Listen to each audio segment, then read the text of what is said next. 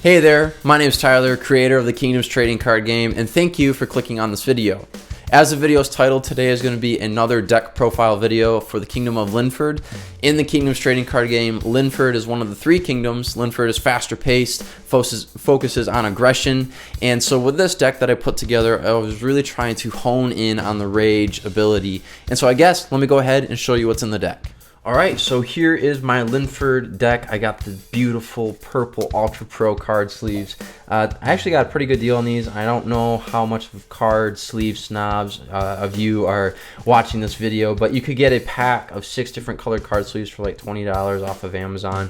And I know they're not the best quality, but especially when you're doing a game night and you're trying to host, be a good host, and give people gifts and surprises and all that jazz, this is a really good deal. So let's go ahead and jump right on in. We're going to start with the battle cards. Let me go ahead and separate these, and then we'll go ahead. So firstly, I'm running 3 Frontmen. Frontmen is a super cheap battle card.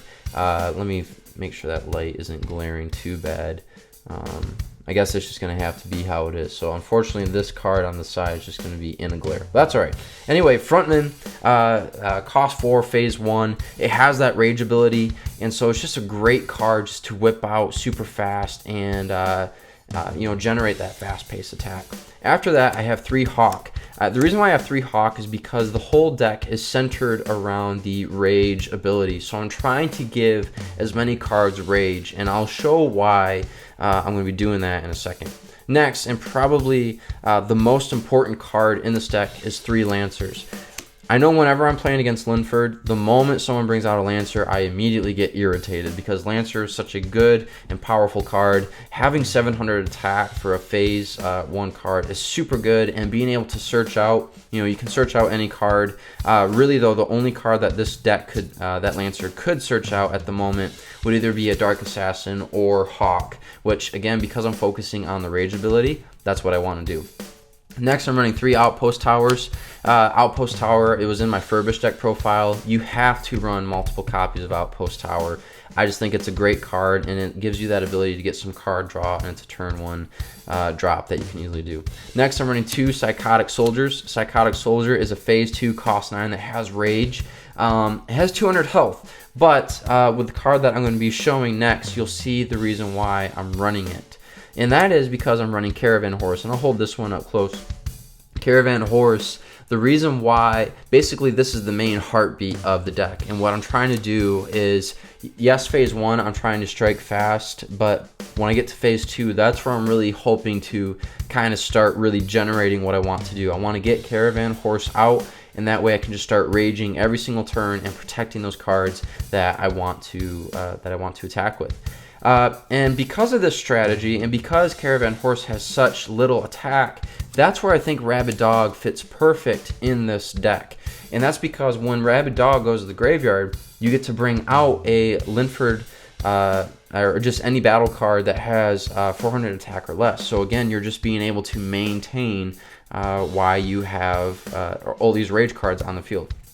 And then my last couple cards that I have for battle cards, I run 2 Bar Bouncers. Bar Bouncers is just a very good card, sending cards back to your opponent's hand and having to force your opponent to play those resources again to get those cards back out. Such an annoying card. Any person that you ask will have varying opinions on it.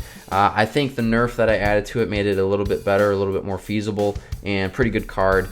I also run 2 Dark Assassins. Dark Assassin's just a great card to stop any cards that are currently, or that your opponent might want to bring out. I'm sorry about this light, guys. I really don't know what I could do to make this better. That's just going to have to be how it is.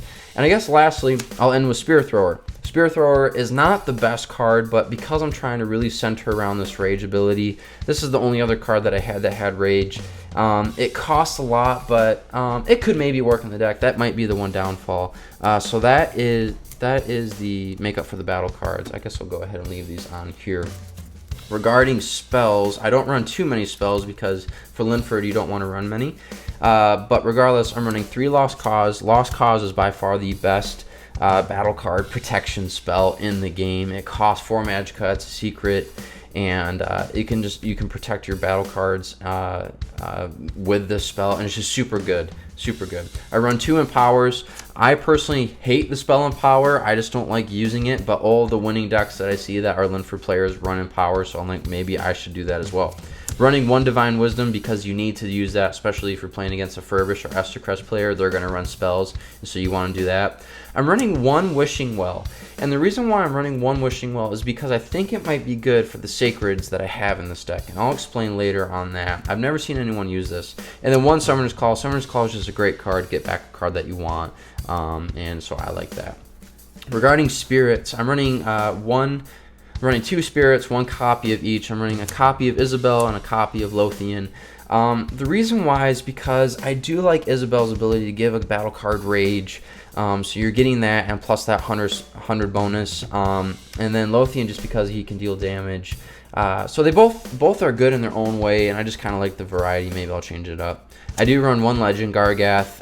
Gargath because he does have Rage. And again, if you can use Caravan Horse with it, then you're doing great. And just it's good to have a Legend. I haven't seen...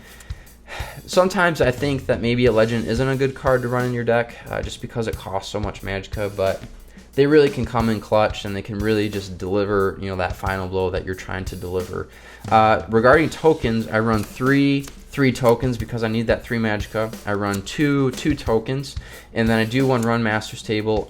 I don't want to use the 4 token because I don't want to send cards to the graveyard with this deck, at least just at first thought, or first glance, I should say. So I like Master's Table for this reason. Plus, it might give me the ability, especially with a 3 token as well, to send a select card to the graveyard that I want to send. To highlight on the Sacred, and this will kind of explain why. For the Sacreds, I have River of Knowledge, Skylight Fountain, Shual Waterfall, the Dark Forest, and Marketplace. Really, the strategy for this deck is to pick Marketplace and Dark Forest as your number 1 and number 2 Sacred. Marketplace is helping you immediately just dive into your fortress to get the cards that you need in case you didn't really have a good opening hand even after you mulliganed. And then the hope is that when you get to phase 2, you can abuse the snot out of Dark Forest, and you can just really start to pound it in, and maybe just in 2 or 3 turns potentially eliminate your opponent. And then the reason why I just want to pick those 2 is because these other 3 options, really besides River of Knowledge, which is an okay card. I mean, being able to rearrange the top 5 cards of your fortress could be good, but really the Shual Waterfall and Skylight Fountain, these are 2 awesome Sacreds, and so really you're giving your opponent not many good choices. And so that is this deck profile video. Thanks. And now is a part of the video where I like to do something called Bible Talk. And for this Bible Talk, I want to simply title it Real Conversation. I've had a couple conversations with a couple people the last couple weeks, whether they believe in Jesus or not, and these conversations have been really impactful on the way that I've been thinking about things lately. And the reason why is because all these conversations have boiled down to a simple fact or idea, is that they were real conversations. They were conversations that weren't just talking about a bunch of fluff, talking about the weather, talking about just general things. They were conversations that were really about them as a person, about real life, about struggles, just about thoughts going through the mind. It doesn't necessarily need to be a sad or depressing conversation. Why I'm bringing this up is because as a believer in Jesus, I believe that everyone should believe in Jesus as their personal Lord and Savior, so that way they can spend eternity in heaven. But sometimes what people need at the moment, though I do believe they need Jesus, sometimes people need a listening ear. Sometimes people need a voice that's willing to talk about things that no one else is willing or wanting to talk about. As someone that believes in Jesus, if you believe in Jesus, I encourage you to desire to have real conversations with people, get to know people, care about people, really get to know the thoughts of people, and just have real, genuine conversation, because there's so much life in that. Don't put on a facade of fakeness or fluff. Get real with people. You know, it seems a little weird. It's like, oh, you gotta get real, get all sensitive or hearty, feely, or whatever you want to call it. But there's a lot of life in those types of conversations. And so desire those out, and you will see a lot of life come from those conversations. With that, I want to thank you guys for watching this video. I do have a Facebook and an Instagram, and those links will be down below. This past week, I started my 2 posts a day, so I'm trying to get a little bit more active on that, so that way you can all see what's going on for the Kingdoms Trading Card game. With that, thank you for clicking on this video, and have a great rest of your day, evening, or night. Thanks.